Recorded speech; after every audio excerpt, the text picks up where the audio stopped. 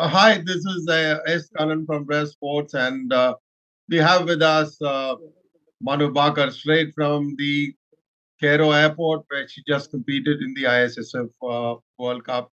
So, Manu, belated New Year wishes to you. Could you tell us something about your preparations for the Paris Olympics and, how is it, start of the year shooting in a World Cup, and how do you look at it forward? Less than 177 days for the Paris Olympics. Thank you so much for the intro and Happy New Year to you too. So, the preparations for the Olympic Games are going pretty sound. I am very positive about it, and I think I'm doing all the right things. So, everything has been noted down that what all elements we need to, all the elements that we need to do, we have all figured it out. We have written that down in a diary, and we're just marking everything that, okay, this has been done, this has been done, this has been done, or this needs to be done. So I think that is the approach we have this time, and we are working very hard. You're working very hard. That's nice to hear. Could you tell Rev Sports something about all the people who are fans of you about what is the big difference between the Manu Bhaker of Tokyo Olympics 3 years ago and now? There's a big shift, obviously, from what you were doing last year. Asian Games, and the way you bounced back, you won a quota place. So, if you could tell us a bit about what exactly it is to what is the different thing you're doing, and you use the word we. So, we means who, you and who. If you could just talk about it, that would be nice. Me and my coach.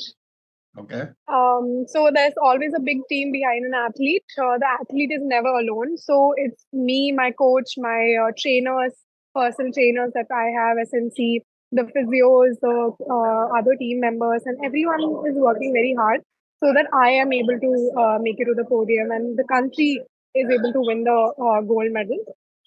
And so the difference between the previous Manu of the Tokyo Olympics and this time is see, time changes every single person, and I personally have realized that I have evolved a lot and I have changed a lot. I've grown a lot, and I understand things with much better perspective this time than the last time. Although I was very strong last time also, but I think with all the experience that I have got now, with all the failures that I face now, I think I am much more stronger in person than if you'll compare me to the last cycle, Manu. Manu, do you think this is a very unique situation for an athlete where, when you go travel abroad, you have a different, you have a different pool of coaches with you. And when you come back to India, you train at the ranges, whether it is in New Delhi or in Dehradun, you have Jaspal guiding you. So how does this really work? I mean, will you just explain it that what is the process? And everyone talks of a shooter not having to peak right through. Do you think that this is the right approach for you as well? That not to peak too early because you've also got two very important trials coming up which are going to significantly decide which shooters make the cut. So could you talk about this a bit, please? Honestly, for me, I definitely would want my coach to travel with me for competitions, especially the major ones like the Olympic Games. I would definitely want that, and that would definitely help me a lot in my performance and could lead to better results. Although the situation here right now in the team, the coaches are supportive. The coaches are always there to help you with anything that you need. They always have this positive approach. But your coach is your coach only. Your coach knows how to bring out the best version of yourself of the athlete. How to how to channel what energy so that the athlete can perform to the utmost level to the best of the potential.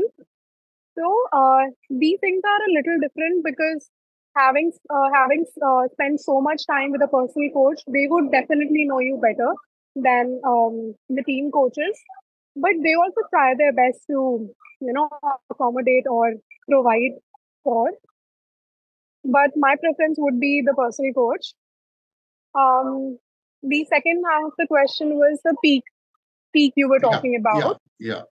So, any athlete I would, so I have read mm, the life stories of different athletes, and I have seen this common pattern among them that they always plan, their coaches, not them, their coaches always plan when to peak, when not to peak, what are the key competitions, when we have to deliver the best of the performances. So yes, all of that has to be planned, and I personally, I do not do that at all. My coach does that for me, and I'm very grateful for that because last cycle I was kind of confused. I was trying to win every single competition, and when it was needed the most, I couldn't deliver the best.